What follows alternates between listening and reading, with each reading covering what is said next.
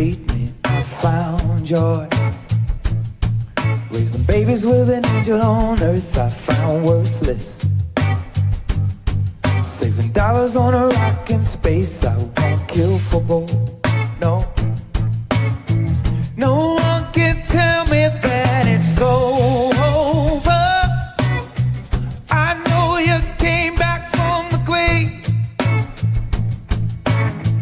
and I own nothing if it pulls me away. You give me life, Lord, hey. You give me life, now I've got purpose.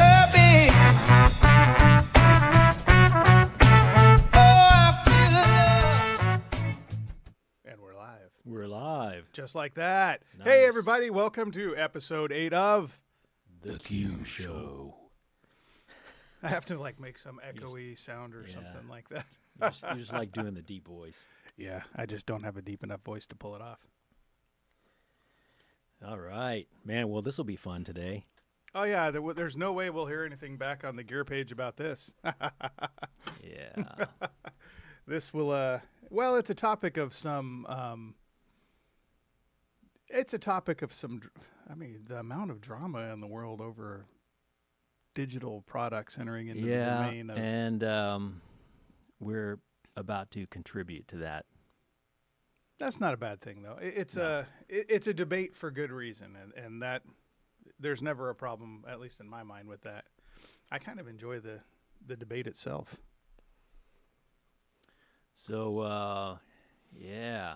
With that said, let's go back in time, buddy. Let's do it. So, yeah.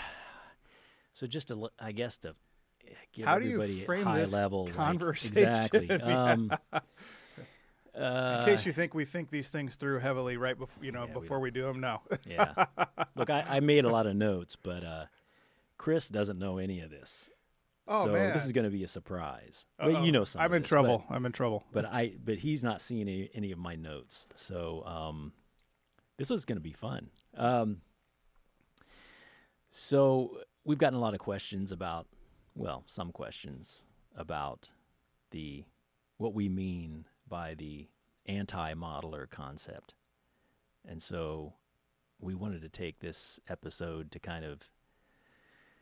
to try to explain what we mean by that, but also to provide some historical perspective.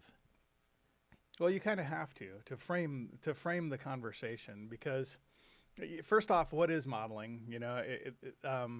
I could ask 20 people, and 20 people will give me 20 answers. And even if you were to ask developers, if you were asked to ask the manufacturers, you're going to get, again, 20 different answers. Right. Because it kind of means something to everyone. So it's become kind of a generic term, at least I think. Yeah, you're reading my mind here. Yeah. I mean, that's one of the first things. Well, I'll shut up then. You go, buddy. But, I wanted to start off by saying that so a lot of what I wanted to talk about is just my perspective of what's happened over the past 30 years that I've been doing this. I'm not like a gear historian, who knows all the details of all the relevant products. These are just my opinions, okay? So you take it for what you will. What I am going to start off by saying is that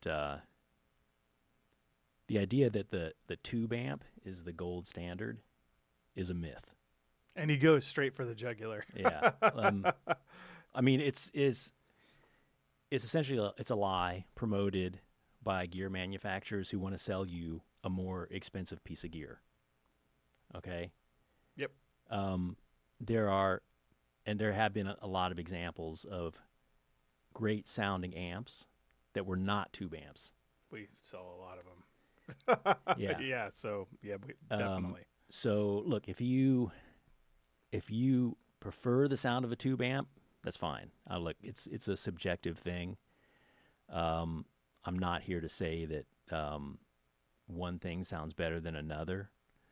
I want to push back against the idea that tubes are the gold standard and that everything needs to conform to that.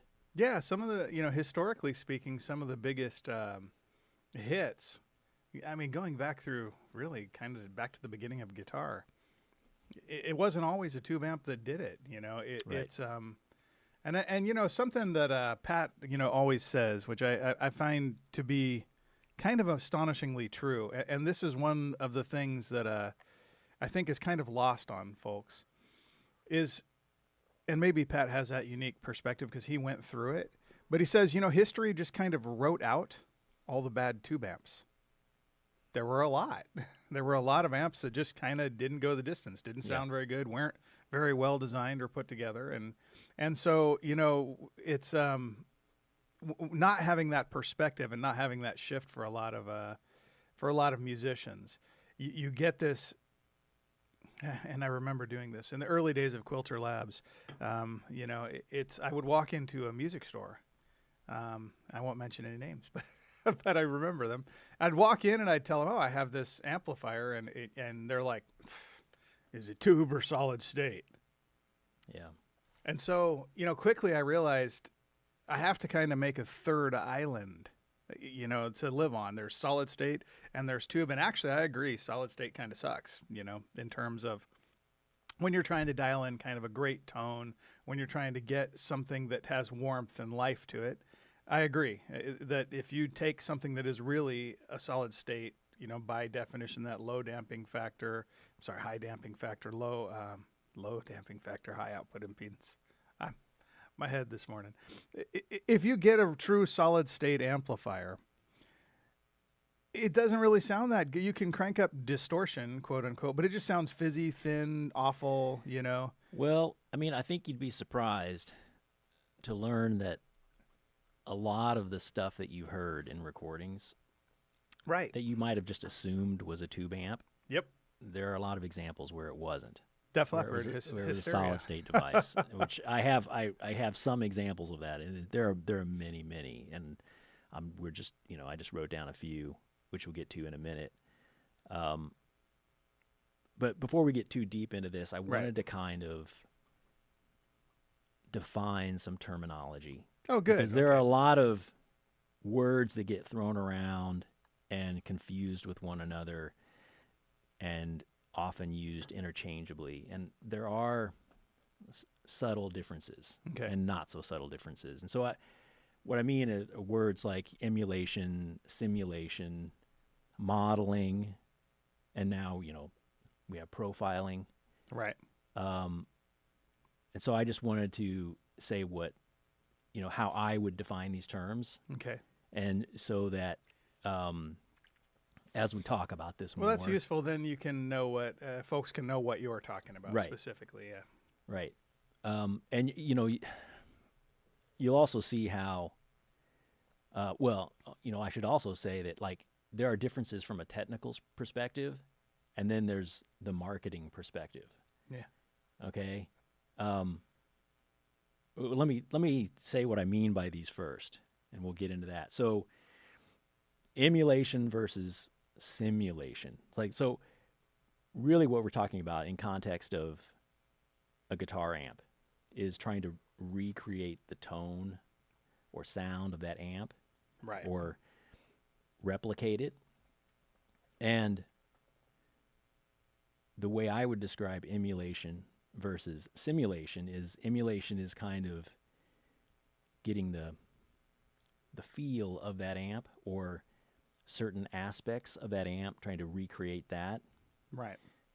Whereas simulation is a little more exacting, like you're trying to get it more precisely replicate the sound of that. So it's just it's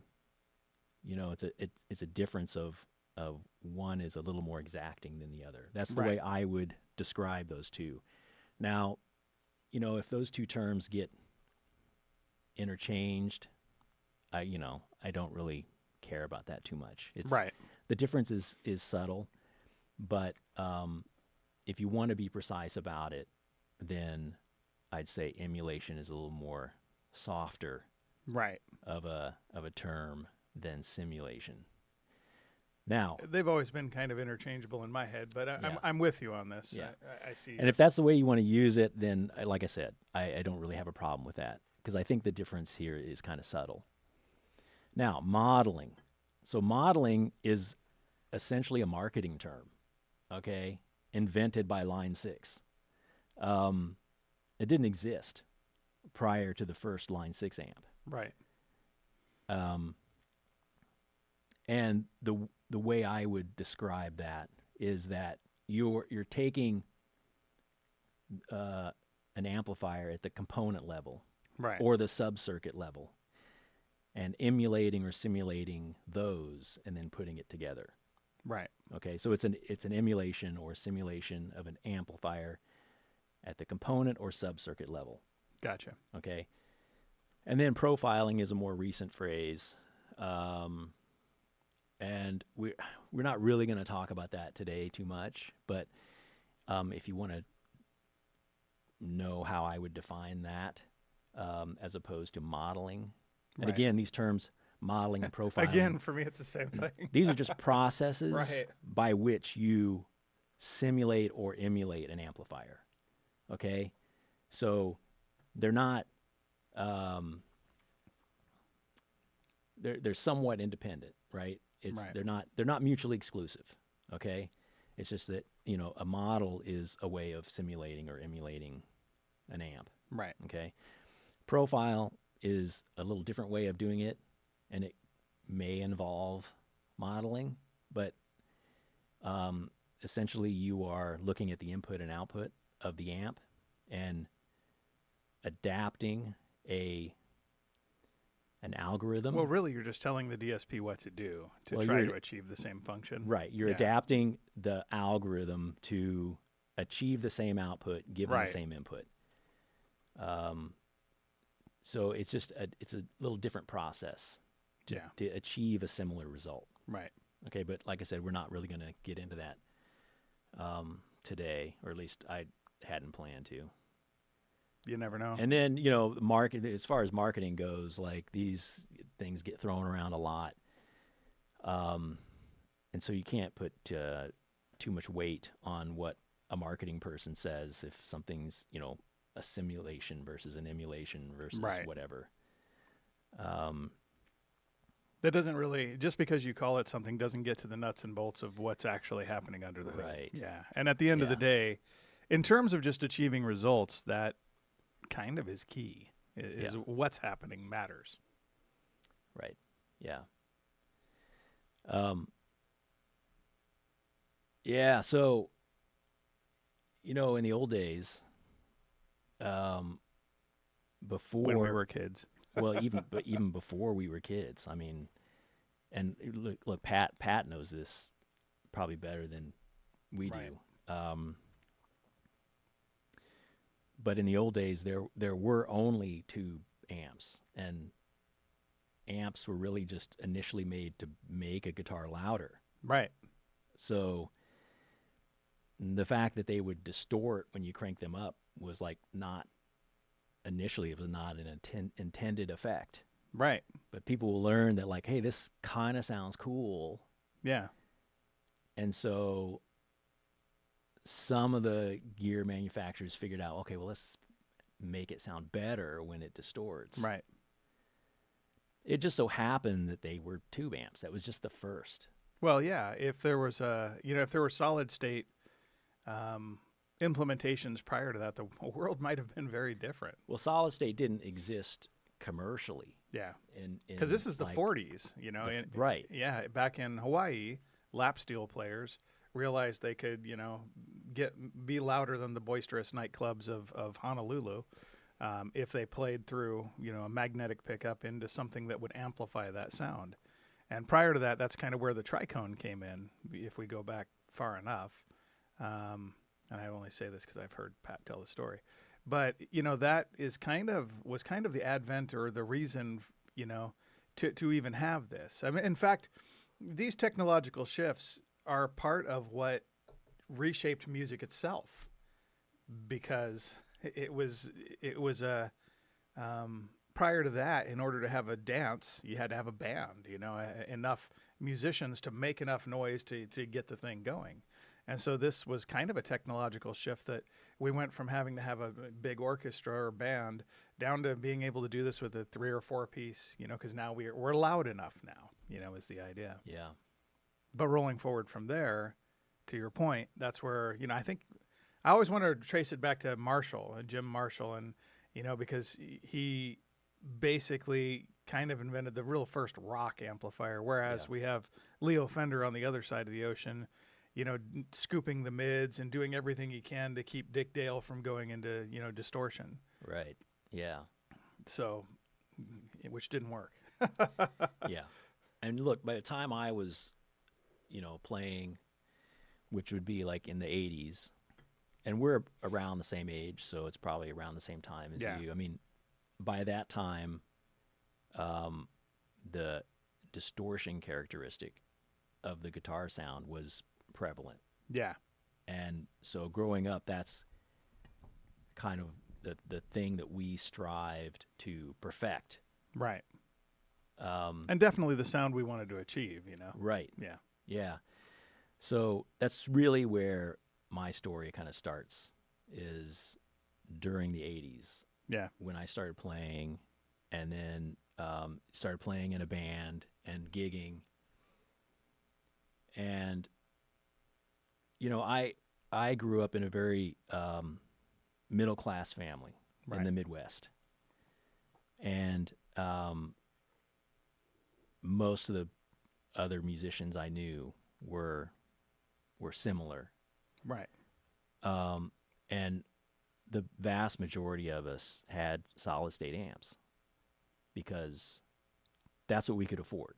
Well, and if that's what you can afford, that's what you get, Yeah. Exactly.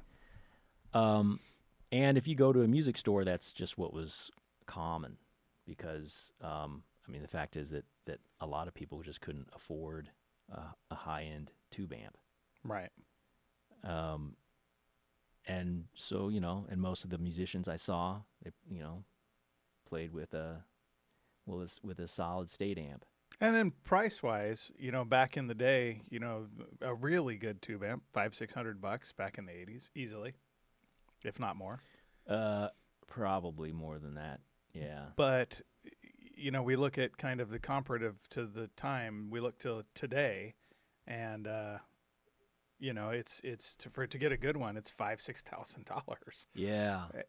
So there's been so many economical shifts, so many technological shifts and whatnot. And there's the practical aspects of a solid state amp versus a tube amp. They're just, they're lighter. Right. They are more reliable. You don't have the microphonics problem. Right. So if you are gigging, it just, it makes more sense. Right. For a lot of reasons. And, the few people that I would see that were playing through a tube amp, either somebody in another band or whatever, a lot of times it didn't sound that great. And I'm not saying that's because of the amp. What I'm saying is a lot of times how good a guitarist sounded had more to do with how well they knew how to use the gear. Right. Not the gear itself. That's still true today. That really exactly. Nothing's changed. That's really the big factor is how well can you use this piece of gear, not the piece of gear itself. Right. Yeah. In a unique position just because of the nature of the folks I run into, but sometimes it would surprise you how, some people who honestly you'd be like, oh yeah, sure, this guy can play, or gal or whatever. They'll come in and they're just incredible through anything. Yeah. And then you get the people that are sometimes big names and come in and just don't know how to get anything out of the gear. Yeah. And it surprises you a little because, it's. So this was all, again, this is like late 80s, early 90s. This is all before the term amp modeling was coined. Right. And there were some gear manufacturers who were trying to make things that kind of emulated the tube sound. But there were also gear manufacturers making things that were just their own thing. Like they weren't really trying to emulate a tube per se. They were just Right. trying to sound good. And so I have a few examples of that I think might be fun to talk about. The first one, this is probably the most obvious, is the Scholz Rockman, which came out in 82. And so we didn't know this at the time because I think this kind of information just, we didn't have the internet, so this kind of information just wasn't as readily available. But also a lot of artists didn't like to divulge what they used when they Right. recorded because they wanted to keep their sound, they wanted to have their own sound and didn't want other people knowing that. Right. But a lot of people use the Rockman when recording. And so obviously, Tom Scholz used it on the Boston stuff. It became rather prevalent at one point Yeah. there, yeah. So obviously Tom Scholz on the Boston albums, but also Def Leppard on the Hysteria album. The Rockman was used like, I don't know, something like 99% of the time or something for almost all the guitar parts. Right. ZZ Top, the Eliminator album. Actually, I had no idea on that one. I only learned that recently. That's nuts. And once I heard that, I was like, oh yeah, like I hear it now. Oh my gosh, I have to now. I know what I'm listening to today. Oh my Yeah. goodness. Here's another one I didn't know about was Joe Satriani, Surfing with the Alien. He used it for certain parts in that album, which I knew that he used a lot of different processors and stuff, not like Right. conventional amps. But I didn't realize that one of those things was the Rockman. But again, now that I hear that, it's like, okay, I can kind of probably hear that. And then also Huey Lewis and the News on the Sports album that was Wow. used. That kind of came to define an era, the Rockman. Yeah. I mean, that was this 80s guitar sound. Right. I mean, and there were a lot of other examples, so that's just a few. So when I was looking up like some various albums that it was used on, I ran across this article in ultimateguitar.com, and the quote is that the Rockman was arguably the first widespread example of an amp modeler. And Which I'm wouldn't like, really what? meet the What are you talking wouldn't about? meet the definition, yeah. First of all, that term had not even been coined yet. And also, like, what do you think modeler means? Like, this is the problem I'm talking about. Like, people throw it around and without knowing what it means. And Yeah. so my question is, like, what do you think that term means? And I wonder if what they actually mean is anything that's not an amp. And that could be the case. Right. I mean, it's kind of hard to say. It just depends really on who's saying it, what they're saying it about. But in this case, he's turned a Rockman into the first modeler. Right. And so But I it wasn't understand- modeling anything. It was a new sound. Exactly. So that, yeah. So, and I've actually studied the circuits for the Rockman just because I'm curious. And it in no way is what I would call an emulation or simulation of a guitar amp. Right. I mean, there are some weird things about what Tom Scholz did in that. I mean, weird and brilliant. Like, because it's obvious that he was just experimenting with stuff until he got something that he liked the sound of. That's just really cool. There's something very cool about, imagining Tom Scholz in his basement, late at night, building Yeah. the future, a future sound. Yeah. So I kind of understand some of the confusion around the term anti-modeler, because when you think everything's a modeler, Well, what does an anti-modeler mean? And so, the first thing that we would say is, well, not everything is a modeler. Right. You know, there was a time when people were making things just because they sounded cool, not because they Or were at least trying sounded different. or sounded different. You Yeah. know, they weren't trying to emulate an amp. It was just, Right. you know, they were trying to make something different and cool. And the Rockman, I think, is probably the best example of that because of when it came out and because it was essentially replacing the entire guitar amp. Right. The preamp section and the cab section, like everything was in, and even some effects, right? Everything was in one unit, Right. and so it was ahead of its time in a lot of ways. I mean, truly. Yeah. In so many ways. And it also just had its own unique sound. That, I think, was and it was so ubiquitous. There was a point there where wherever you went. Yeah. I mean, you could even say it was overused Yeah.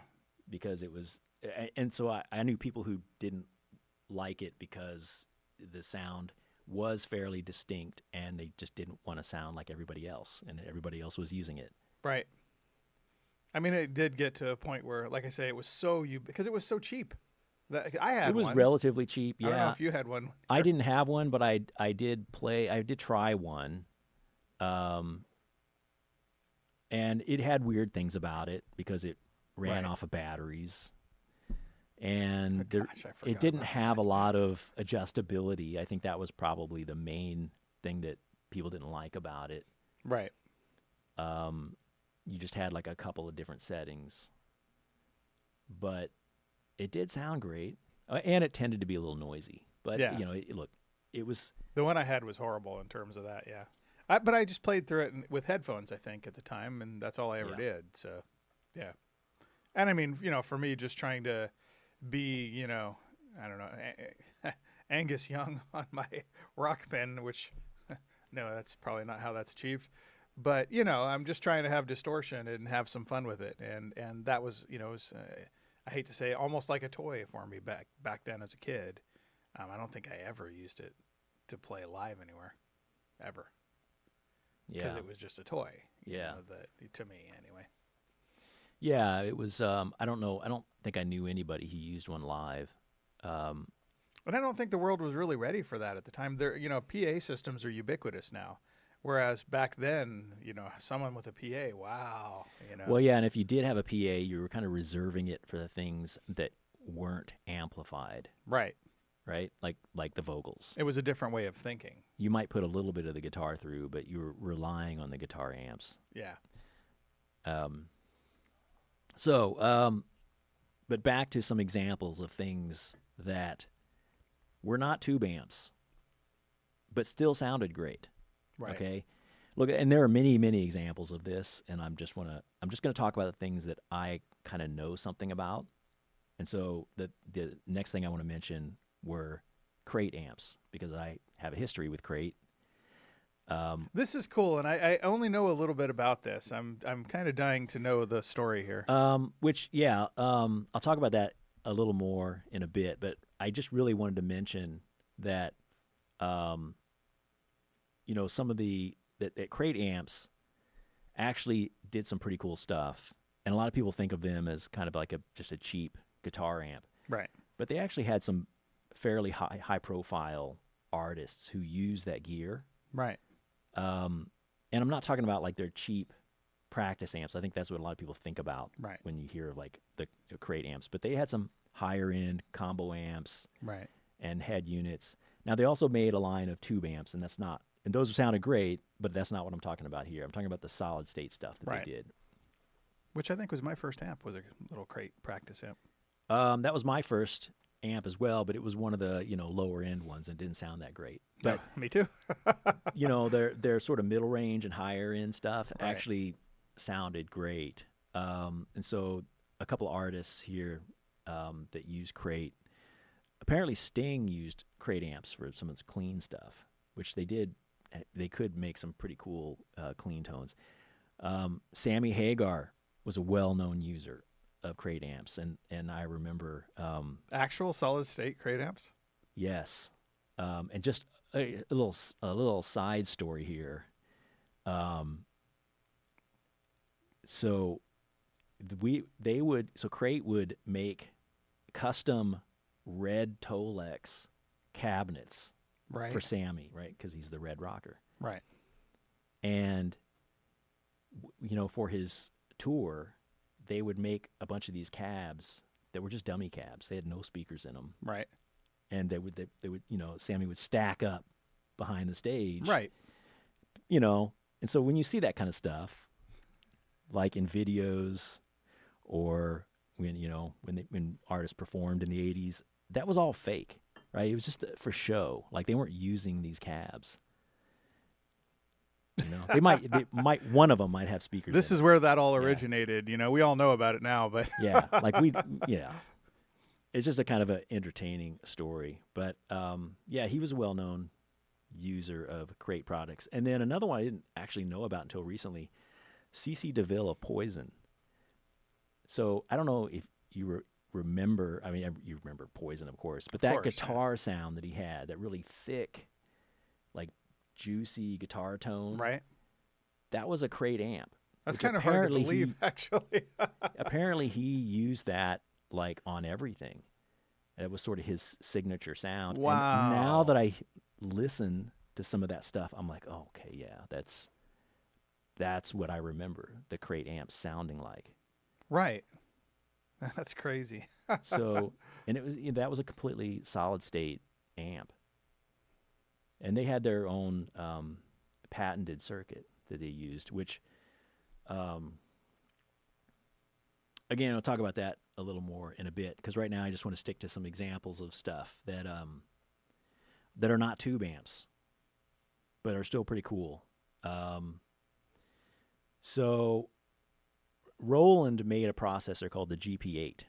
This was in 1987, and my bandmate, I actually played in a couple bands with him. Chad, I don't know if you're ever going to see this video, but if you do, brother, thanks for watching, and I miss you.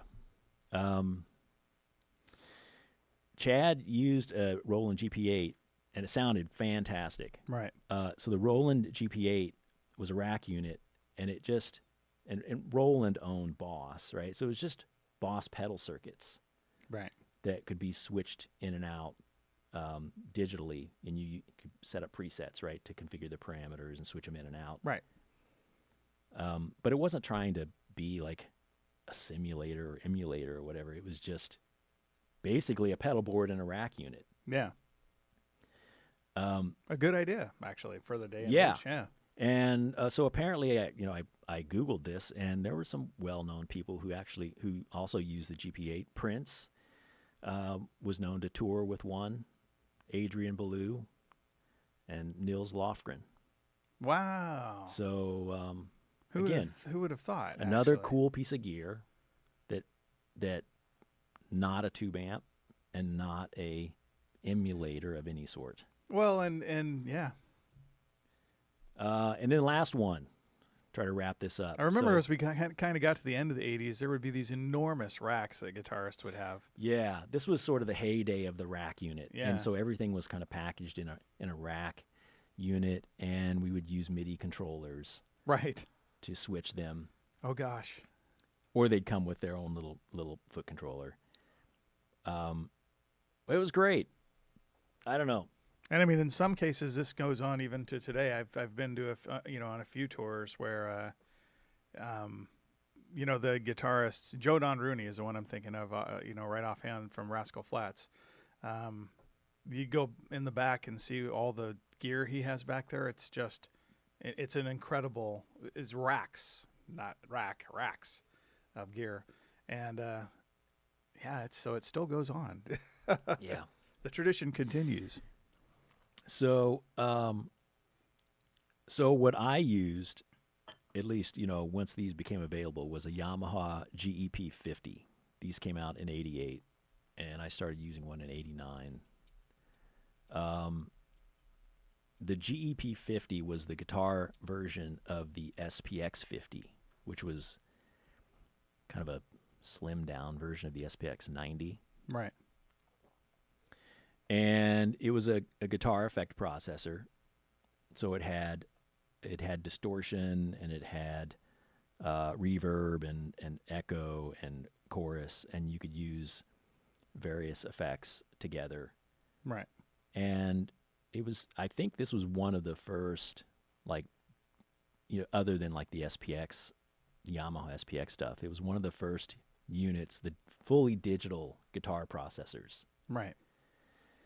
And, I mean, I thought it sounded great, at least better than the stuff I was using previously. Right. By today's standards, maybe it wouldn't hold up that well, but for that time, For that era, yeah. it was actually a good sounding piece of gear. And again, fully digital. And I actually went back and downloaded the manual for this to see how they described it. Oh, that's interesting. And they just called it a guitar effects processor, and they called the distortion just distortion, never claiming that it's a simulation of a tube amp or anything like that. Right. So again, there's this sort of steady progression to developing technology. First solid state, then stuff that was DSP based. And some people were trying to, simulate a tube, but other people were just kind of off doing something else. Well, and why not? Yeah. There was no hard, fast rules. Rockman took over for a while. Yeah, it was, I mean, the sentiment was, look, if it sounded good, then it is good. And it doesn't matter if it's a tube or not. Right. And sure, you had some people who were like, oh, no, I'm only going to use a tube amp. Those people have always existed. Yeah. But there were a lot more people who were willing to experiment and try other things. Right. Well, and that was kind of the nice thing about the 80s and 90s is that's when I remember being in bands, and the guitarists would just kind of generally have a never-ending cascade of interesting new effects usually rack-mounted effects processors. In fact, I remember that's when Marshall kind of started making more, if I recall, rack-mounted amplifiers. So they would run their rack-mounted effects into a rack-mounted amplifier, and then run that, of course, into the cabinets and whatnot. Yeah. But that's kind of where it began to transition. So we found ourselves, at least as I recall, sometime in the early to mid 90s, in this kind of a hybridization where you still had maybe a tube and maybe not, because a lot of guitarists still had solid state rack mount amplifiers. Well, there's a big push during that time toward digital effects. Right. And so you didn't really see like digital distortion stuff Right. Too much around that period. But you saw a wider proliferation of digital effects. The Alesis microverb and all that. Alesis, Lexicon, Digitech. There were Yamaha. I have one of their delay units in the rack in there. Yeah, so there was a big push toward building that out, and I think that the feeling was that DSP was going to be the next big thing. It's just people were waiting for the hardware capability to get to the point where you could implement the full guitar signal chain. Right. Now, Yamaha, they had an advantage over everybody else because they were using custom hardware. And that's why, I believe that's why they were kind of the first to really be able to get more or less a full guitar chain. I mean, they didn't have like the cabinet emulation in there, but they had the other stuff. But they had custom hardware that was kind of built to do this kind of processing. And almost everybody else was relying on off-the-shelf, like commercially available processors, general purpose DSPs. And those are not, so there are certain things that are that require a little more processing to do certain types of effects, require a little more work to do them in a general purpose DSP. Right. And so if you're trying to do the same thing in a general purpose DSP, you just didn't have enough horsepower yet without it costing a lot of money. So I think people were just kind of trying to make the most out of it. That's why you saw the more, digital effects. Right. And I think we all felt like, oh, okay, this is just a matter of time before. Well, and some of them, I mean, to the GP8, I still recall programming the thing and dialing Yeah. in distortion. So it was already kind of happening Well, anyway. the GP8, so all the processing was analog. It was Right. just, you were just switching those in and out. No, I get it. I'm just. And there were hybrid processors that would do like Digitech, I think, had some hybrid processors where the distortion was analog, but the Right. effects were digital. So we were definitely just moving more in that direction to Yeah. a fully digital signal chain. But the ecosystem, again, didn't really exist for everybody because General DSP was probably limited in what it could do relative to, first Yeah. off, how much horsepower it had. Yeah. Secondly, there probably wasn't programming languages to assist people in. Well, DSP was all done in assembly In language assembly, in wow. those days, and I did everything in assembly. So that's not really a limitation. It's it's harder. Well, you But have that's not to. going to stop anybody. You got to be pretty brilliant to translate what you're trying to achieve on a DSP to assembly language. For me, It's just a little more work. That's all it is. yeah, I admire that. Yeah, having actually coded in assembly before, I'm kind of terrified. And so some of the early attempts at doing this, like with the Yamaha GP50, there were some people, felt like it sounded too sterile or maybe lacked the feel. Right. But I think mostly, like most people kind of understood that because there's sort of this exponential growth in processing power, Right. and that algorithms were continuously improved, that Right. this stuff was going to get resolved, Yeah. right? And the whole industry was going to shift in this direction at some point. Right. Well, and when I say whole industry, look, there's always going to be segments that are going to want tube amps or solid state, but I guess what I'm saying is that the mainstream part of the industry was going to shift more toward that, Right. which ultimately it did, but not in the way that we expected at the time, which Right. I'm getting to that. We're leading up to something. We're leading up to that. So in the mid-'90s, after I got out of college, I started working at SLM Electronics, which they made Crate amps and Ampeg amps. And as I mentioned, like Crate actually had some really good sounding solid state amps. And I heard these firsthand, and they were really great and got better and better over time. Right. And a lot of this was because of their patented, what they called their flex wave circuit. And in the patent, it claims that it simulates the characteristics of a tube, but I would describe it more as an emulation, Right. because they're really just using solid state technology, not in like a brute force way Right. to simulate a tube, but just using kind of what comes naturally to a certain to the components that you have available to you in a solid Right. state circuit to create something that gave more dynamics and more even harmonics, Right. which are characteristics of a tube gain circuit. Right.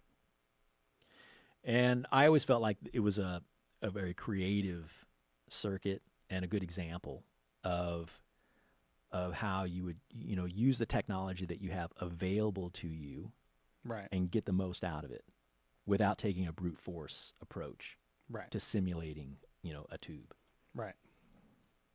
And I think that kind of had a influence on me, like throughout my career, like that being able to use what you have available to you Right. creatively and efficiently to get the most out of it, rather than just saying, okay, I want to simulate this as accurately as possible, and So let's use whatever it takes, let's just do that.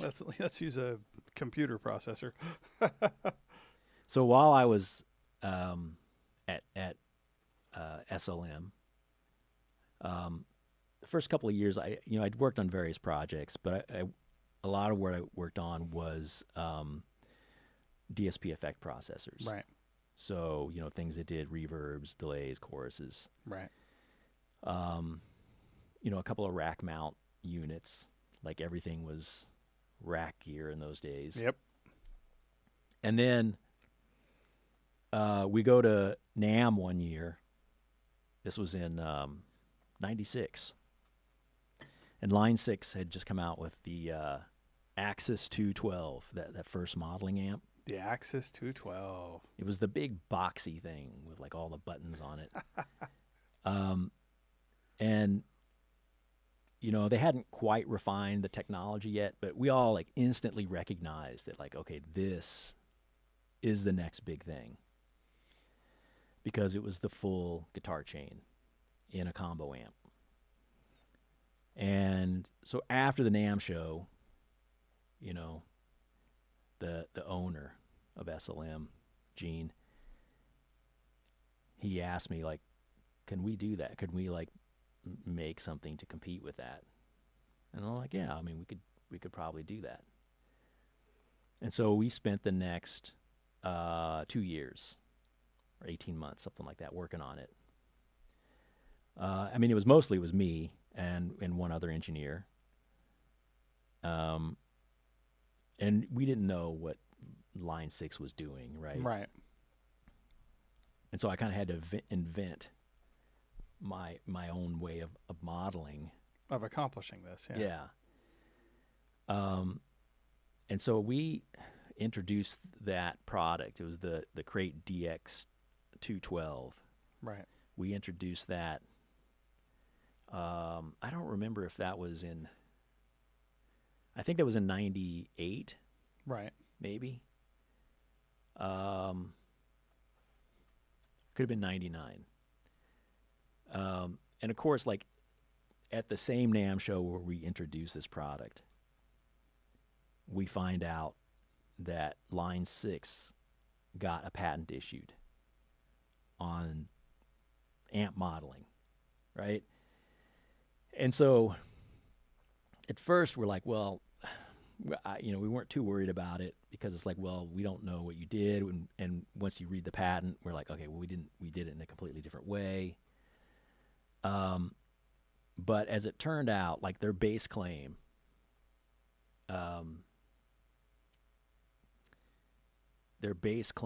was essentially, I'm paraphrasing here, a digital guitar amplifier that emulates an analog guitar amplifier. Oh, wow. And contains an amplifier and a loudspeaker. So essentially a combo amp, a combo amp that digitally emulates an analog amp. Now you can see how this could be interpreted very broadly. Oh, yeah. And eventually, and so like I ended up leaving Crate later that year to move to California and work for QSC. Right. And I think they ended up coming out with another version of that amp like the following year, like a smaller, cheaper version or something. Right. And then I think they got slapped with like, a cease and desist from Wow. Line 6, and then they ended up stopped making it. I don't know if there was some kind of settlement or anything like that, but they basically had to discontinue that product line. So as far as I know, I actually designed the second modeling amp. You ever. go, man. But didn't last long. Yeah.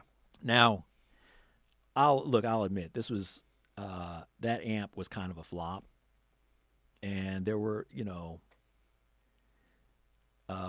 being my first attempt at that, it wasn't great, but I did learn a lot from that experience. Well, I'm sure it was frustrating too, because you're kind of trying to do the impossible with an impossibly small team. Well, yeah, and Crate was notorious for hamstringing us, like not giving us a lot of resources, and having very short timelines on things. Right. And yeah, we did the best we could with what we had available. Hey, it's more than I've never built a certainly never built a digital amplifier from the ground up. That's pretty amazing in my book. Now, I will say, I learned a lot from that experience, and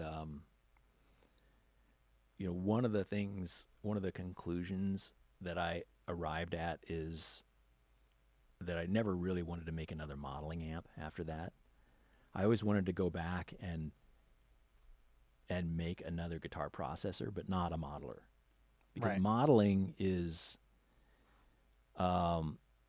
it's kind of a drag when you go through it. Like designing all the algorithms, that's great, but then going through and studying all the schematics for the amps that you want to model, and figuring out what all the subcircuits do, and then modeling that at the subcircuit level or at the component level is a very tedious process. Again, it's translating things that don't necessarily translate.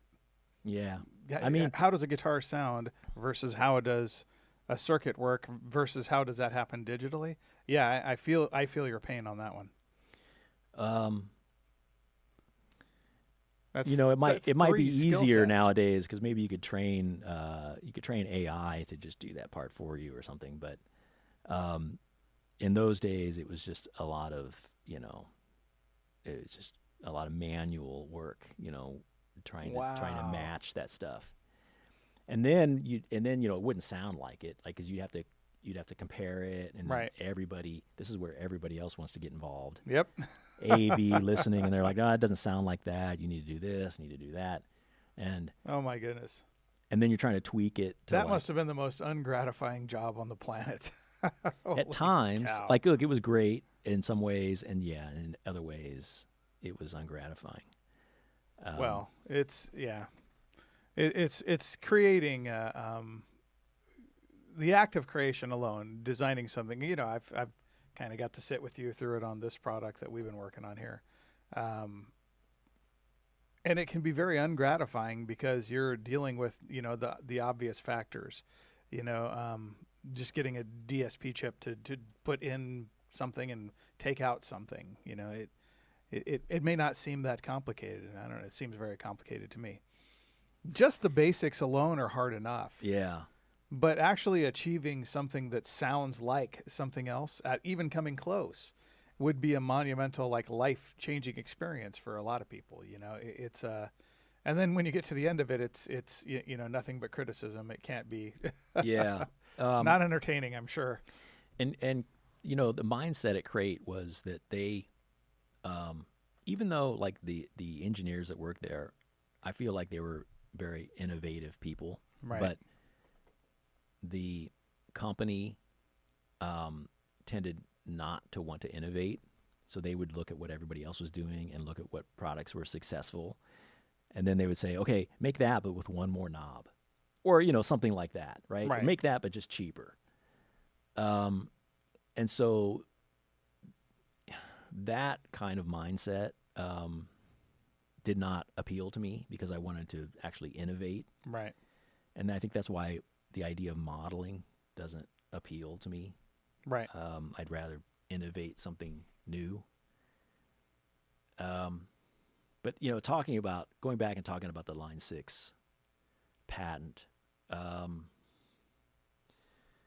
So, essentially they were claiming a digital guitar amplifier that emulates an analog guitar amplifier. And so, the word emulate in this context and at that time, like, could be interpreted very broadly. Right. I mean, you could interpret that as any digital guitar amp that remotely sounded like an analog guitar amp. Yeah, in essence, they were patenting the idea of using digital to make a guitar amp.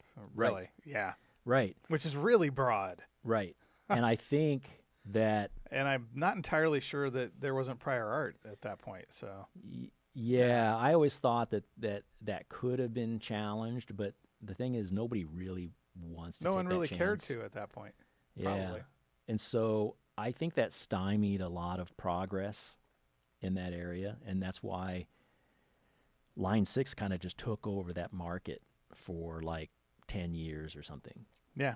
And because their patent was focused around emulation, they really had no incentive or very little incentive to develop anything new or different, right? Right. It was all about let's just do more emulation, and the market. Oh, seemed that's to, interesting. So not only did they have a patent, but it was kind of locking the industry Yeah. down and preventing the industry from going forward. Yeah, I mean, depending on how you interpret the word emulate there, and the market received that idea well, and for whatever reason, they just decided to put all their resources into modeling instead Right. of trying to do anything new or different. And which is fine, like if that works well for them, but they've locked out the rest of the market, right? If somebody else wanted to come in and say, we don't want to try to imitate other amps, we want to make a DSP-based guitar amp that just has its own unique sound. Right. Line 6 could potentially still say, well, that's still emulating an analog Right. guitar amp, because it still like has distortion, and to an untrained ear they kind of sound the same. Right. So I think nobody else really wanted to touch that, right? So people Well, who just, wants to get into a legal battle? You want Well, to nobody build does. It's products. like- yeah. yeah, I mean, there's no guarantee. Like, it's rare that people actually challenge a patent and take it to a point where the claim will get reversed, Right. because of the time involved and the legal costs, and there's no guarantee that you're going to be able to Right. do it. So a lot of these things kind of like if there is an infringement suit, they just get settled out of court. Yep. But nobody wanted to take that chance. Right. Eventually, people in the market, a couple of players, they figured out like, well, we just don't put it into a combo amp, right? We'll put it in a rack unit Right. or a head, and then we can emulate other stuff. Axe effects. And yeah, I mean, there was the Kemper stuff. Kemper, There was, Axe effects. Well, there was Eventide. I thought did some stuff. The Ultra Harmonizer. It had does it have something in it? Yeah, yeah. Oh, you could make. Yeah, Vi used that for a while. Yeah. Okay. But again, none of these were combo amps, which is Right. which was They were all in their rack base units, claim. That's yeah. kind of what they were relying on. And then at that point, the market was ready to more readily accept those things. Right. I think prior to that, combo amps kind of ruled, dominated the market. Right. But as things shifted more toward pedal boards and processing that were basically floor processors, Right. I think the market became more accepting of things that weren't combo amps. Right. And so that kind of left the door open for those people, Yeah. those other processors. But Line 6 had like a 10-year head start on Right. everybody. So so I think that, if you're going to blame anybody for this, that's who I would blame, is Line 6. Yeah. That's an awfully broad and tough claim, and that's kind of sad. It's sad to hear that innovation stifled innovation, Yeah. but because it wasn't necessarily so much that they managed to get a patent. Like I said, the question is do you want to develop I mean, this is a problem for manufacturers. Actually, it's something we have to think about all the time. Every time we go to create a product, you can have a great idea, but the first question we have to ask ourselves is somebody that has a patent going to sue us? Is there a Right. prior, quote unquote, prior art, and is it patented? And we're actually kind of have already started developing a next generation product that I won't even talk about here. But one of our first questions was, is there a patent out on this, technology or Yeah. idea already? And sometimes, people are able to get by and do really broad patents, like that case where it's any digital in a guitar amplifier. And to your point, then, okay, for 20 years now, nobody is going to. So if you don't do anything with it, then the whole industry just can't. Yeah. because you could sue them for trying. Yeah. You know, so it's the world is full of perils for manufacturers. I mean, especially in modern times. We have an incoming shipment right now, and the tariffs alone are more than my entire annual salary. I mean, there's so many pitfalls Wow. right now that for manufacturers, including this, that it's kind of I'm always a little amazed for the smaller manufacturers like us that you can stay alive at all. But without getting off on the subject of tariffs and politics, Yeah.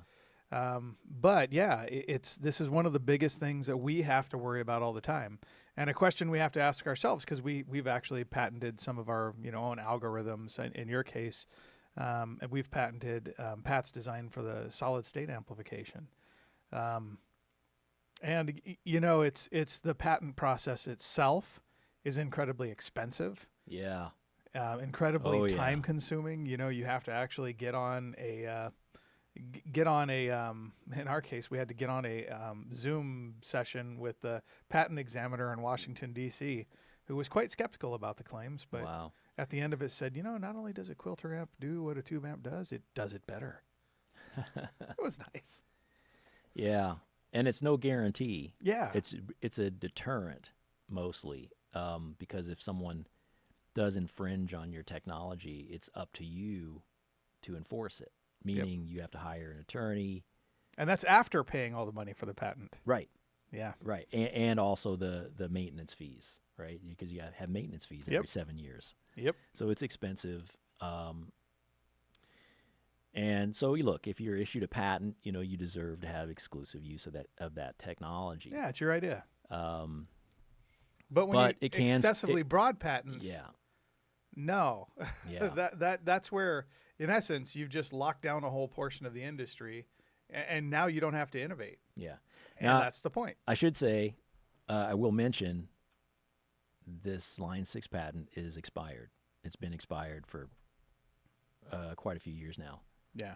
So anybody out there who wants to make a digital guitar amp combo, You're knock all right. yourself out. Of course, now everybody wants floorboard units. Right? Exactly. So it doesn't really matter. Well, I mean, I still get the use of it. I understand, but yeah.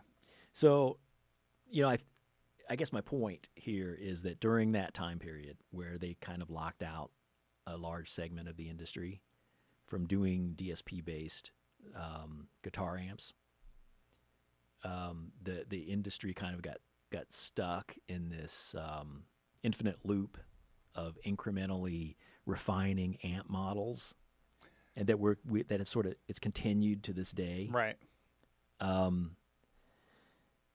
And there's really I can't think of anybody who is who's making a DSP based guitar effects processor that is actually trying to do something new.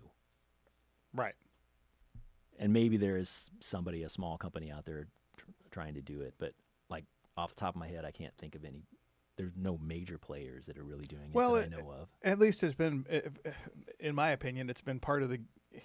I point out to folks in our meetings, they've spent undoubtedly billions of dollars marketing that this sounds exactly like your 1965 tube amp. I mean, it's kind of. There's this Marvel Universe scene where one superhero is flying at the supervillain, and the next scene it's three superheroes, and then the next scene 3 supervillains going the other way, and the next one there's a whole galaxy full of them going towards. Okay, I get it. There's this big, huge fight. That to me is the world of modeling marketing today. We have 70,000 IRs. We have 400,000 amp models, and I'm like, so. That was a nice, deep, gravelly voice. That was really good. But no, it's just it's a bunch of malarkey, So what?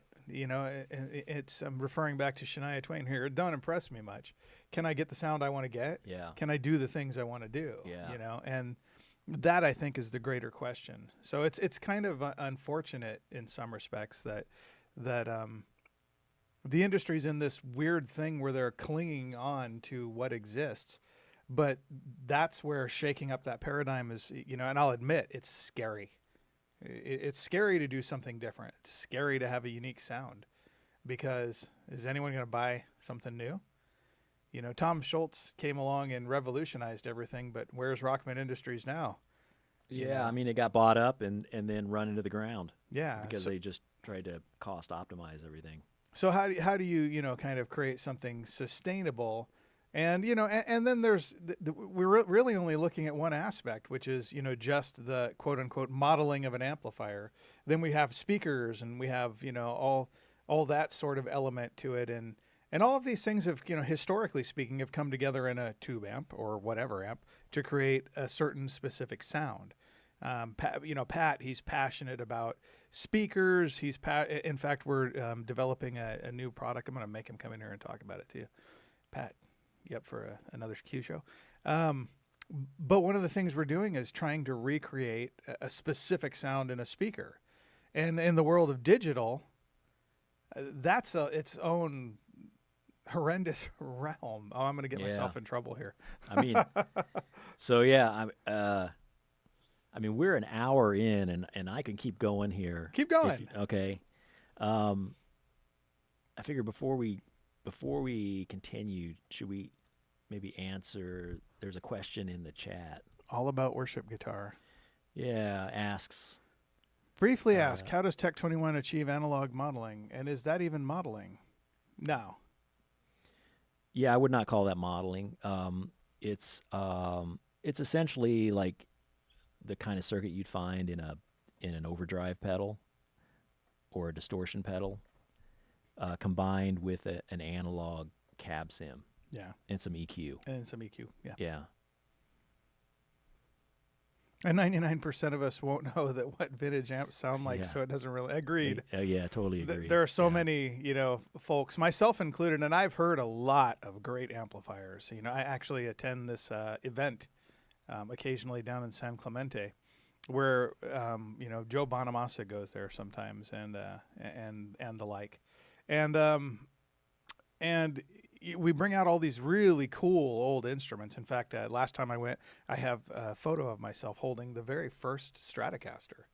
Well, okay, there's debate about it, but it's believed to be the very first Stratocaster ever made, which is kind of neat and everything. But I've seen a lot of amps. I haven't seen them all. I don't know what they sound like. And as Pat has said, history wrote out all the stinkers. For every good Tweed Deluxe that you find, there were 10 of them that probably weren't so good, and they hit the dumpster a long, long, long time ago, Yeah. So it's history wrote all those out. Yeah. So speakers. Speakers. You brought up speakers, and that's actually the now next I thing had to want go. talk about. Nice segue.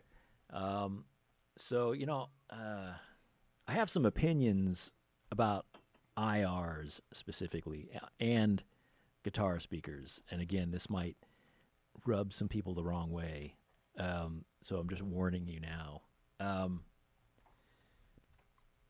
So to really understand my gripe with IRs, we got to first talk about what it is that they are recreating, which is the guitar speaker. Guitar speakers, like if you're just, we're not talking about the fact that it takes an electrical signal and converts it into acoustic sound pressure, right? Not talking about that. Just talking about what does it do to the tone of your amplifier. Yep. Okay. And in that sense, a guitar speaker is really, it's just a flawed filter. Okay. It's,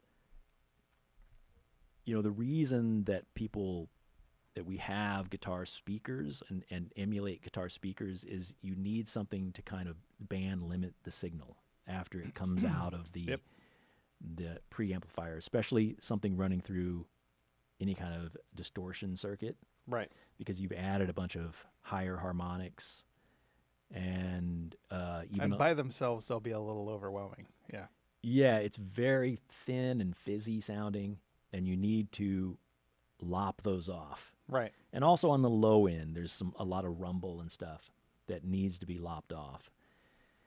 And so that's essentially what a guitar speaker's purpose is, Right. like in the filtering sense, is to limit those frequencies. Yep. But unfortunately, it does a lot of other stuff that you don't really want it to do and you may not be aware of. If you've ever looked at the frequency response of a typical guitar speaker, it's pretty ragged looking. I mean, there are a lot of little peaks and little dips. Yep. And I know somebody's going to say, well, that's what gives it its character. Now, No. no. It's far more complicated than that. Yeah. But for the most part, the one thing I can say is typically there's a spike or not. Well, there's typically a resonance, audible before resonance, yeah. it cuts off, Right. right? And that's not really what I'm talking about. What Right. I'm talking about is all the other stuff in Right. there. These are not like things that give the sound character. They're defects Right. in the response, and you don't want that there. So an IR is just going to duplicate that. It's going to replicate that faithfully. And so that's one of the problems I have with IRs.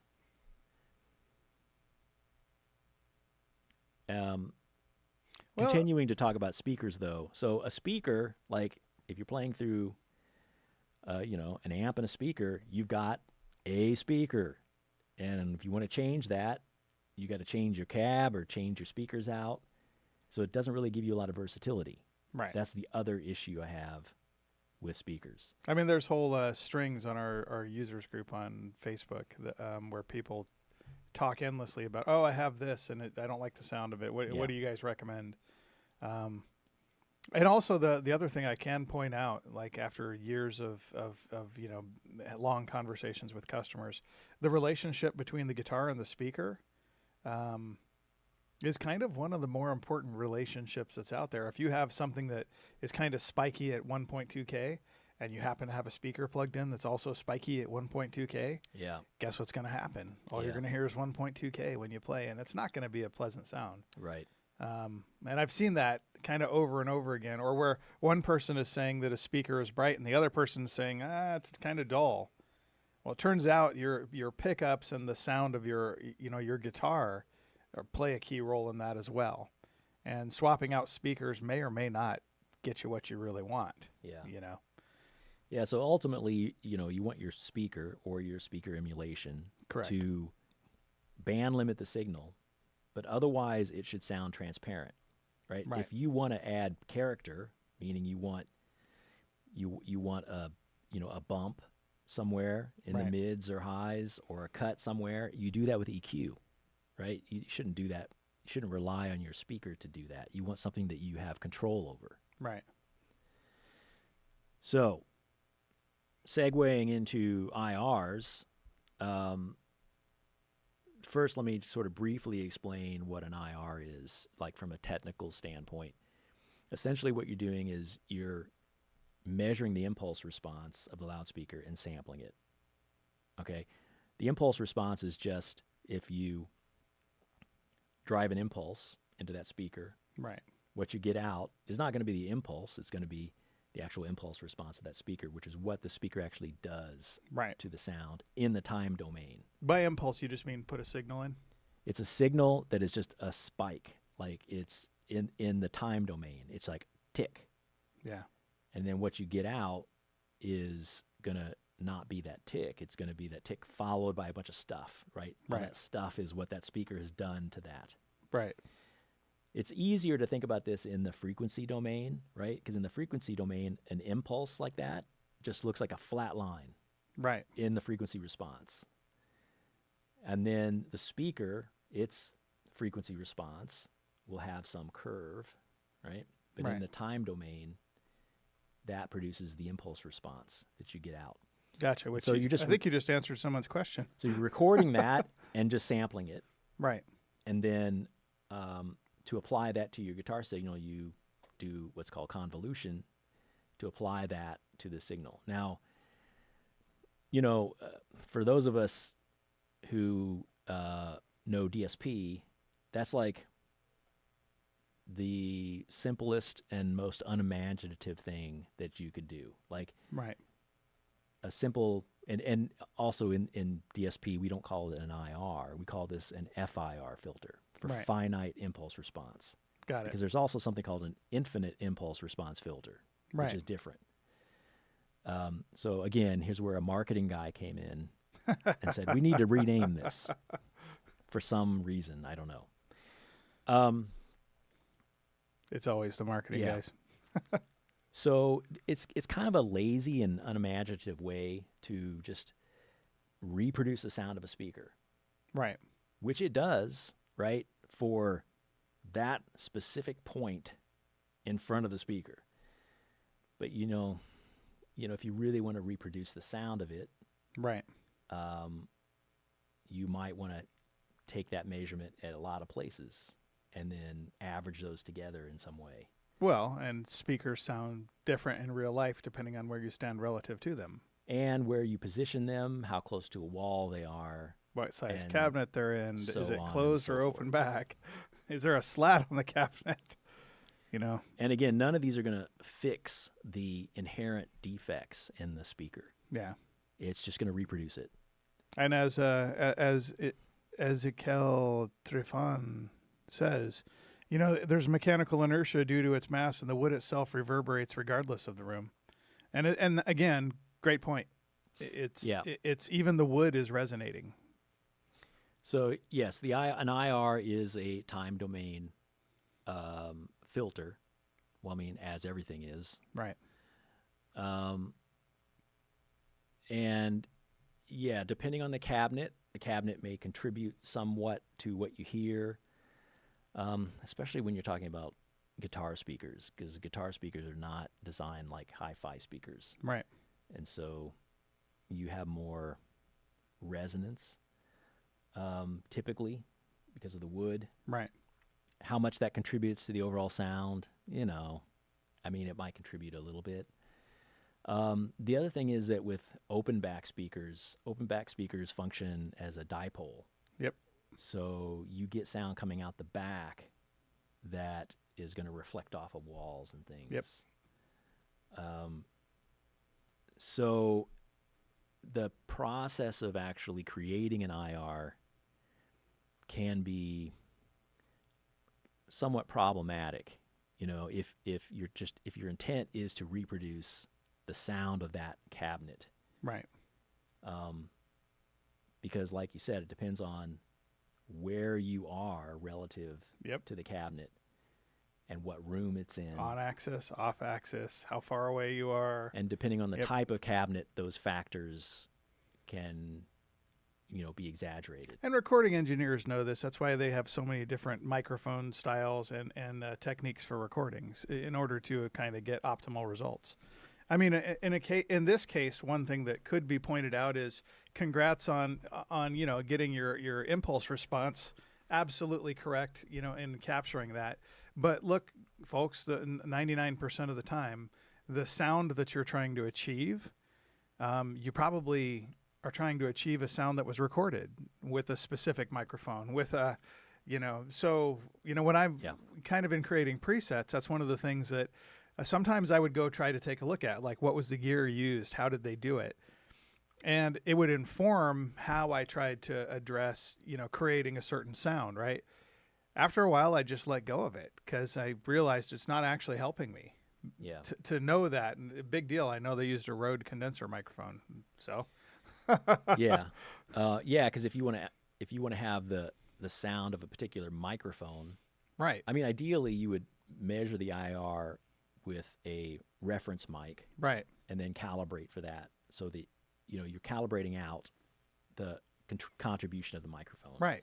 And then if you want the contribution of a microphone, you would convolve that with the IR itself. Which I'm assuming that people who make these IR packs, that's what they're doing. Yeah, They're not actually going through and creating 1,000 IRs by swapping out the mic every time. I can't believe they would. Right. That would be a big, big job. So there's another factor to consider, and that's the damping factor of the amplifier. Right. So the damping factor of the amplifier is going to affect the frequency response of the loudspeaker. Right. And essentially, it imposes a certain amount of the impedance curve on the response. Right. So the lower the damping factor, the more of the impedance curve gets imposed. Right. So, with your IRs, do you know like what kind of amplifier it was driven with when it was measured? And there we go. And if you do, then how, do you have the impedance curve of that speaker that you can impose on that? And do you have the tools that you need to create that? It just seems like an overly complicated way to deal with this. Yeah. So I can definitely agree with that. That it's just the thought of, it's exhausting to me just to think of trying to do one, impulse response for one speaker. It's an exhausting concept because there are so many gotchas, and it's the sheer number of gotchas that I don't think people consider. So, my opinion is, why not just create a better filter to recreate the sound of a speaker cabinet, right? That you can adjust. Like if you want to adjust where the high frequency cuts off, where the low frequency cuts off, what the damping factor of your amplifier is. Yeah. Just dial those things in instead of, cycling through like hundreds of IRs to find one that sounds like what you want. Why not just let you easily dial it in? I like this idea. I'm in. Yeah. So that's why I have always had a problem with IRs and also the speakers, just because they're not perfect to start with. Right. So, well, it's a truly imperfect science at best, and I think they made fun of me for saying it last time, but I'll say it again. If it's not the sound I want and all I have is this pack of IRs, what are you going to do now? Yeah. Tweak the EQ and hope for the best, So would it be better? Right. Would it be better to feel like you have something that's doing something exactly the way something was done in real life, or just have a better tool for dialing in the thing in the first place? Right. You're starting with something that is transparent, right? And whatever you're adjusting on it is just adding or subtracting from that. But right. At least you know what you're starting with. Exactly. So, what is it we're trying to do differently? Like, we call this the anti-modeler. And I think it's become apparent by now what we mean by that is we're not trying to replicate things that have already been done. We're trying to do something unique and different. And you can take these tools, and if you want to try to imitate some of those familiar sounds that you've heard on albums, you can dial in things that are pretty close. Oh, definitely. Given the tool set. Yeah. But that doesn't mean that what's happening underneath is a simulation of products that you've heard or seen before. In fact, you can achieve things that you haven't really seen and heard before. So, the way I think about it is, like, I draw inspiration from a lot of the gear that's come before, right? We grew up listening to this stuff. We have certain guitar tones that we like. I go and figure out, how did they get that sound? Like, what's the circuit doing? What is the amplifier doing to get that particular sound or feel? Right. And I draw inspiration from that, right? And try to recreate something similar when I create these algorithms. Right. But I'm not directly trying to just copy what they're doing. Like, it's, thinking about, just as one example, tube amps will clip asymmetrically. Right. And that adds a certain amount of even harmonics to the sound. And that's something that a lot of us, it sounds good to us, right? Right. So, when I create a wave shaping function, I make it asymmetric to do that. I'm not copying what a tube does. I'm just making it asymmetrical to add Right. even harmonics. But I'm creating a function that is easily implementable by the DSP, because trying to force fit that to fit a tube transfer function is actually a lot more difficult. Takes up a lot more resources. Right. Essentially, you're wasting a lot of resources Right. to hit an arbitrary target, when in the end, you just want something that's going to produce some even harmonics, have some dynamics to it. Those produce that same tone and feel, or similar tone and feel. Right. But you're not like brute force trying to match something else. Yeah. And so that's the approach that I take, right? I just building native algorithms for digital instead of blindly trying to copy some analog circuit. Well, and I can say as a user, it's the cool factor about it, and I actually didn't realize it till we were having a conversation in one of the meetings, and I went, that might be why I like it so much, actually, because I'm Right. getting new sounds. Right, it'll be subtly different Yeah. from the things that you've heard before. Well, and it stands out better in the mix. It sounds a little warmer. It sounds sometimes I just want crispy and rip your ears off, Right. and shrill, and I can achieve that really easy. It's I mean, and that a gets to the cakewalk. main point. It's if you're just constantly trying to get a better model of an amp, then there's a certain point at which we'll have a perfect model of that amp, and then what, right? I mean, you're assuming that that's the ultimate. That's the ultimate goal of what we're trying to achieve. And I would say, no, I mean, we want to continuously improve. We want to create new algorithms, refine them, Right. learn from that, improve upon that, actually innovate, Right. and ultimately reach a point where we're getting sounds that people prefer to tube amps and solid state amps. And why not? And I always felt like, we should have been there by now. Some people might say, hey, we are there. Like, there is stuff that they prefer, and that's great, if people feel that way. Right. But there are a lot of people who don't feel that way. Sure. And I've been doing this for 30 years, and 30 years ago or 25 years ago, I would have thought, heck, in 25 years, it will definitely be there. Like, everybody will be playing DSP amps because they'll be so much better. What's weird is we keep trying to pack reality into a box Yeah. instead of just making something new in the box in the first place. Yeah. Much agreed.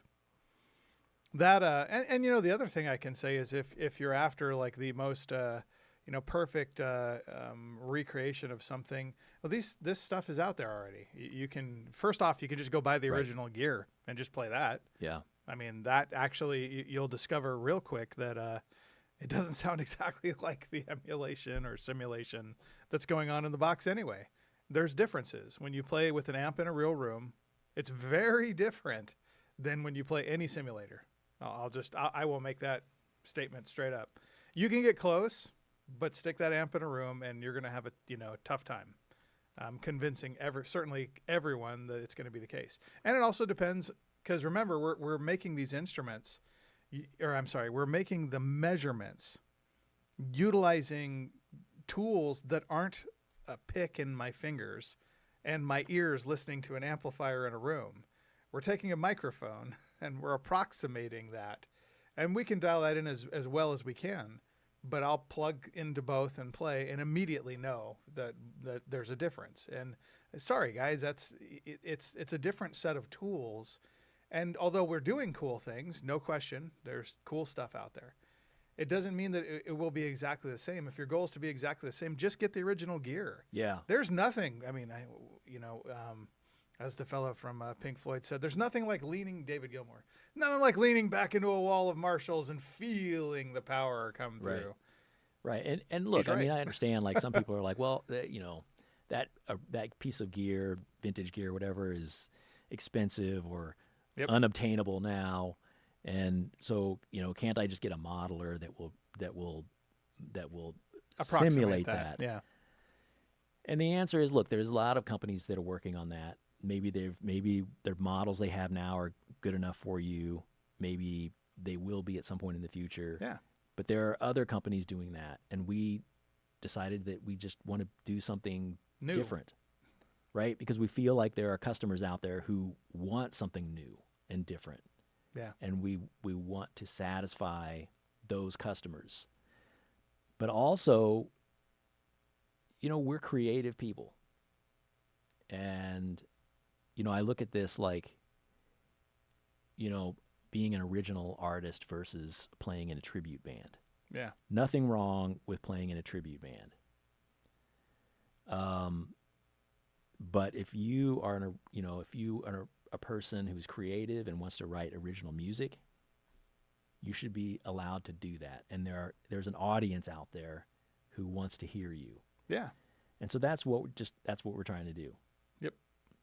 Well, and I have to say, for people who want to create inspiring new tones, you need inspiring new tools to do that. Yeah.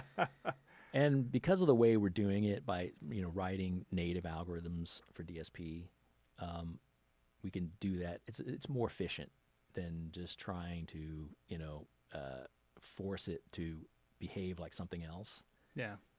In the end, that's going to create more value because you can do that more efficiently. It doesn't cost as much money because you don't have to throw as much processing horsepower at it. Right.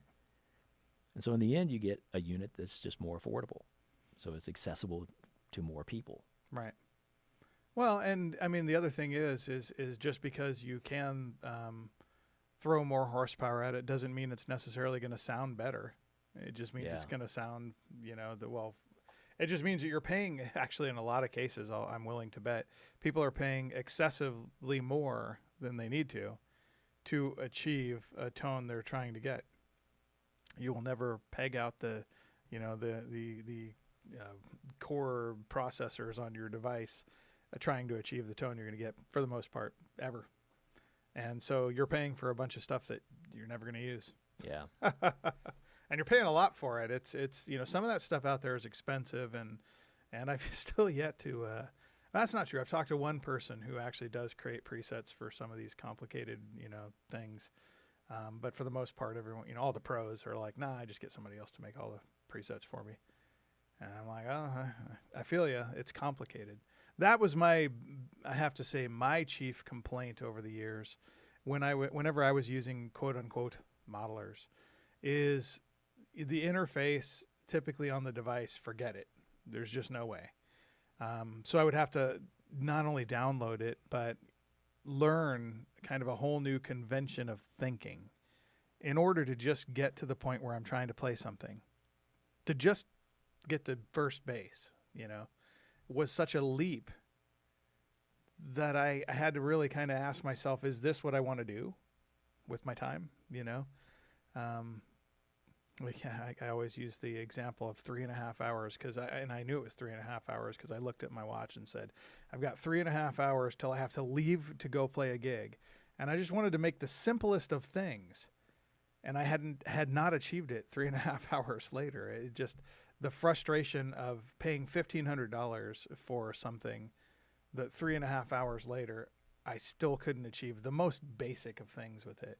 That was just palpable for me. And I know there's a lot of folks out there who've had that same frustration. And that's why to this day, when I'd be playing, I would see people all the time with pedal boards, huge pedal boards, exquisite, sometimes double and triple decker, and massive power supplies, and they were sometimes creative works of art. Why do people really want to keep holding on to pedals? Why is it? Because frankly, it's an enormous expense. I just recently, one major manufacturer of DSP had a competitor come into the market, and the day after the competitor comes in the market, they drop their price $200. Can you just imagine if you had bought it a week before? I'd be mad. Yeah. So you have a competitor, now you're going to drop the price. So you're basically telling me you were, taking me as a sucker the whole time when I bought it, The expense and of all this stuff, plus the complication, plus having to pay people to make presets for you, because you don't understand enough about your own tone with that device to achieve it. To me has always been a case of it's just too complicated. And I relate to that completely. If I can give my 2 cents on it, because I've actually, I'm gonna throw it down there. I'm gonna make it my goal to actually get my album releasable by September 1st, so I can spring it on everybody and let you see what I actually did with this one device. It's kind of startling, actually. It surprised me. But I was telling Ryan, it was so easy to achieve what I wanted to achieve that instead of sitting here trying to dial in, it's got to sound exactly like, Billy Gibbons' Eliminator album. Well, now I know that would be a Rockman. But instead of trying to, wrap my head around getting this perfect setup or whatnot, just so I can feel better, I guess, I would just dial in the sound I wanted. And then I'd spend a half hour working on capturing that exact part. So I got so much further, so much faster, that I stayed in this kind of creative fast track. So instead of having to learn and work my way through and kind of reinvent the wheel, I could spend my time being creative, and that, to me, I would have paid double, to have something, what we're going to sell it for. I would have paid twice that to have that sort of creativity unleashed. I've never had it before. And the simplicity of that, it really does, in fact, it really does matter. So that's where I have to say, and I got all waxed poetic, last time we were talking about this, but it's the opening up that creativity matters, and that, I think, is one of the biggest things lost today. The world is definitely full of, like I always call them the cross-armed, folks, guitarists out there doing this and that, and we've seen it all, and you've seen it all and you've heard it all. But at the end of the day, what do you want to do with your time? You want to make some cool new music? Do you want to just sit and practice? What is it you're really after? Ask yourself that at the end of the day. And then ask yourself, if I throw more dollars at it, is it going to give me the thing I want? And I think that, for me personally, I spent the majority of my life plugged into an amplifier, whether it be a tube amp or a Quilter amp, or whatever it may be. You plug in because you want to be inspired, because you want to practice, you want to rehearse, you want to go play live. And there's all sorts of gear to accomplish all sorts of things, again, part of gas. But I've never had one where I'm like, actually that would be it. That would be the first time I can say I would use that to go live. I would use that to record in the studio. I would use that to just sit and rehearse and play around with. In fact, I'm working up acoustic preset packs that we promised right now, and stunning myself again at how easy it is to do it. It's a little bit of a different way of thinking, but again, it's remarkably uncomplicated, and I guess that's it. It's remarkably uncomplicated is the most powerful part of what this is. So if you're just trying to achieve something that inspires you, you got all the toolkits you ever could need. It's funny that people will look at a picture of a piece of gear and make all sorts of presumptions about it. But I've used it, and I've actually, achieved quite a bit with it. And I have to say, it's remarkable how easy the thing is. Jeez. So I guess that, for me, sums it up. If what you're looking for is to actually play and enjoy, boy, do we got the thing for you. Well, is there any more questions before we wrap this up? If you have any more questions. If you're still with us at this point. If you're still with us. 3 hours in. Yeah. I don't think we're that far yet. I'm looking. We're hour and 40. Hour 40. We set a new record today. Yeah. Well, gang, I think we're going to leave it at that. And thanks, everybody, for chiming in and participating. Thanks for coming along on the ride with us. And we will actually next week, I get to go on vacation after this. Woohoo! Going up to visit some relatives and going to go get a few days, really just a few days off more than anything. But so I think August 1st, we'll actually have Ron Ortiz, who joined us in the studio when he was here in his Southern California part of his tour. We'll have some shorts that will pop out this next week. But August 1st, 9 a.m., we're going to premiere the conversation we had with him when he was in town. Oh, we got one more question. Ezekiel, I hope I'm pronouncing your name right. The Neuron and Seraphim have never moved from my pedal board since I put them there. Well, thank you. Thank you very much. I'm glad that... I had those on mine too. I feel you. I'm glad that you've continued to use them all these years. All righty, gang. Well, it's been good talking to you, but I guess we will, next live will be sometime August 8th, I think. But tune in next week for Ron Artis, and with that, I bid you adieu. So far, so good.